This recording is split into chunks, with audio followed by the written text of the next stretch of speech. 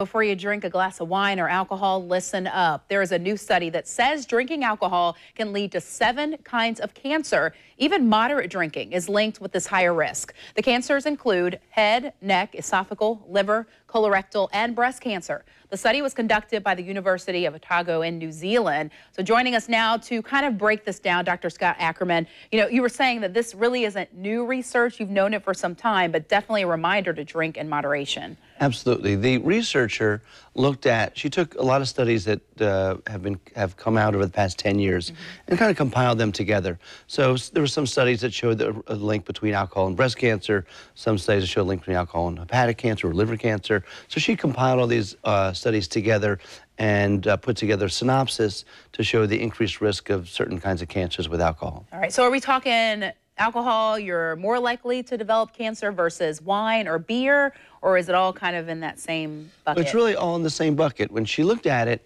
she didn't see any difference between the type of alcohol consumed, whether it was wine, red or white, whether it was a hard liquor, or whether it was beer, just the amount of alcohol that one consumes. And there was a dose response. The more alcohol you consume, the higher the risk or the greater association with these certain kinds of cancers. I know a lot of people may just drink on the weekends. They may not drink during the week, but then on the weekends they may kind of go hard and drink maybe more than just a couple of glasses of beer or alcohol or whatever. Are you less likely if you kind of, I don't want to say binge drink, but maybe have maybe 4 or 5 drinks on the weekend and then don't drink at all during the week? Does that change your chances? Well, it's really the amount of alcohol you consume in total. Okay. So if you abstain from alcohol during the week and have a few drinks on the weekend, that's okay. Right. In fact, the American Cancer Society has made recommendations to us as to how much alcohol is safe to consume. And the recommendation is 2 glasses for a man per day and one for a woman.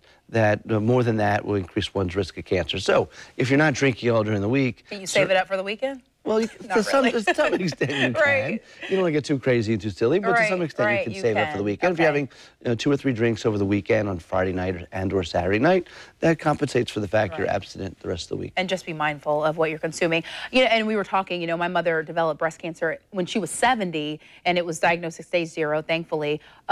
Someone who is predisposed or has it in their family, are they more likely to need to stick away from alcohol? Right, absolutely. And so with alcohol, we found in these studies that there were 2 of the cancers, hepatic cancer and head and neck cancer or pharyngeal cancer, where that if you were drinking and then you stopped, that the risk of developing those cancers had gone back down to normal. Okay. But that's not the case with breast cancer. It's not the case with colorectal cancer. So with breast cancer, if you're predisposed to breast cancer, a family member or a mother or aunt, whatever, alcohol consumption, you should be much more mindful of alcohol consumption. We know that 2 to 3 drinks a day for women, or more than 2 drinks a day for women, increases the risk of breast cancer. And so certainly if one has a family history of breast cancer, she should be more mindful of that and minimize that. All right, very important. And also, reminders to get those screenings, make sure you're doing your breast exams and meeting with your doctor regularly just to know what's going on in your body in general. Right, absolutely. Yeah. All right, Dr. Ackerman, thank you for clearing that up.